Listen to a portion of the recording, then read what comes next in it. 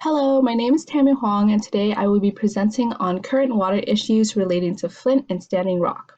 Starting off with some background on Flint. During the mid-20th century, Flint, Michigan was a very prosperous city because of the booming automobile industry. After all, it is the origin place of General Motors. In the 1980s, the city declined due to rising prices in oil and auto imports, which shut down auto plants and laid off workers. Almost half of the population left. 45% of residents lived in poverty, and 1 out of 6 homes were left abandoned. In 2011, Flint had a $25 million deficit and fell under state control. Michigan Governor Rick Snyder was appointed emergency manager to observe and cut city costs. Flint had been getting treated water pumped from Detroit for the last 5 decades, but in 2013, the decision was made to switch to a cheaper alternative, which was pumping water from the Flint River until a new water pipeline from Lake Huron was built. For over a century, the Flint River was used as an unofficial waste disposal site by local industries like car factories, lumber mills, meatpacking factories, and more.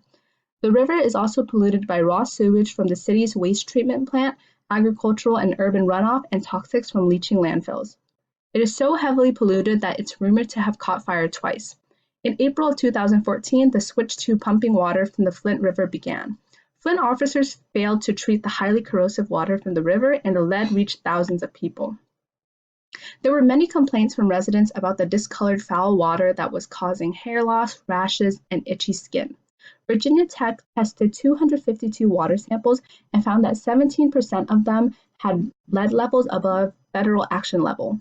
In September of 2015, a Flint pediatrician found that the number of children with elevated blood lead levels doubled since 2014. For government officials to turn a blind eye to the fact that the youngest generation was being poisoned and it could possibly change their entire life trajectory is extremely devastating. Between June 2014 and October 2015, an outbreak of Legionnaire's disease infected at least 87 people and killed 12 people. This is the third largest outbreak of Legionnaire's disease recorded in United States history. In 2014, fecal coliform bacteria was found in the water. The government tried to solve the issue by adding more chlorine to the water without considering other issues, and that actually caused elevated levels of total trihalomethane, a cancer-causing chemical. Reverse osmosis and commercial filters that can remove lead from water can cost several $1,000s. Filters installed below your sink can cost several hundred. Most Flint citizens cannot afford either of these. Some people had to walk miles almost every day to pick up bottled water. The only method to remove lead from the body is chelation therapy, which could potentially damage the kidneys. Consuming lead has a lot of harmful effects to the human body. Low levels of lead can contribute to anemia, cardiovascular disease, and hearing impairment. High levels of lead in adults has been proven to be connected to high blood pressure, reproductive complications, and heart and kidney disease. Melissa Mays, a Flint resident whose family has been consuming the contaminated water, she suffers from autoimmune problems, seizures, polyps in her colon, and diverticulitis as if she were an old person. She's only 37 years old, and the metal-contaminated water she consumes is likely the cause of her worsening health. Her sons complain about bone pains, and they struggle to concentrate in school. Lead can cause irreversible damage to a child's brain. Effects are undetectable early on, but as they get older, they can develop speech impairments, developmental delays, learning disabilities, lower IQs, attention and hyperactivity disorder, and behavior issues. This can lead to criminal behavior in the future as well. It might be too late for the 9,000 children of Flint. The lead they consume may have permanently damaged their developing neurons. But keeping a child well fed with foods high in calcium, vitamin C, and iron are key to reducing the amount of lead absorbed into their blood system. Residents protested with jugs of the discolored, contaminated water, but officials continue to claim that the water was safe. The Michigan Civil Rights Commission came to the conclusion that the government was ignoring and overlooking this issue because of systematic racism. Majority of Flint's population is African American. Citizens joined with the NRDC and ACLU to file an emergency petition with the United States Environmental Protection Agency to get Flint residents safe drinking water, which they ignored. In 2016, they filed a federal lawsuit against the city and state officials to secure safe drinking water. The court granted their request to provide door-to-door bottled water delivery. And in 2017, the city and state agreed to replace lead pipes and put an effective lead monitoring system in place. In 2016, Michigan Attorney General Bill Schwett launched an independent investigation and charged 15 people as criminally responsible for causing or contributing to Flint's water crisis. Nick Lyon, director of Michigan's Department of Health and Human Services, was charged for involuntary manslaughter of 2 men who died from the Legionnaire's disease outbreak.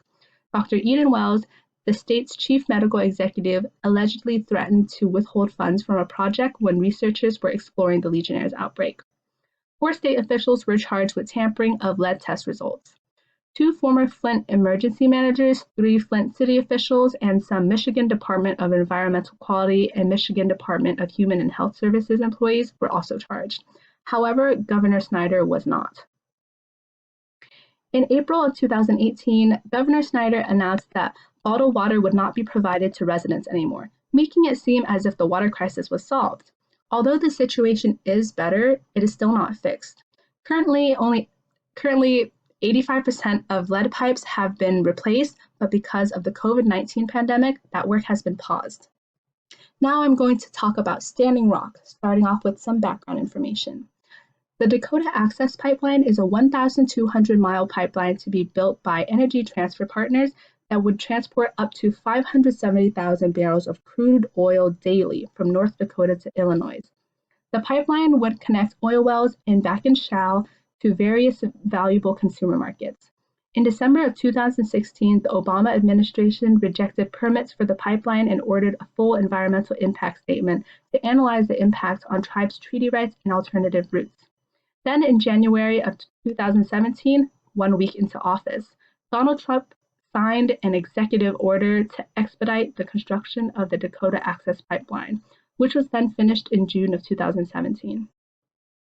The Standing Rock Sioux tribe has been against it since they found out about the pipeline plan in 2014. The Sioux are against it because the construction of the pipeline would contaminate the Missouri River, a primary water source for the Standing Rock Reservation. They also state that it traverses sacred burial grounds, and the federal government did not include the Standing Rock Sioux in the permitting process, which was a federal law requirement. Environmental activists are against the pipeline because they believe that fossil fuels like the reserves in Bakken Shale should be left untouched, or the world will suffer from the worst of climate change. Peaceful protests started with small groups but grew once social media caught wind of this situation. In 2016, thousands of people protested at construction sites or nearby encampments.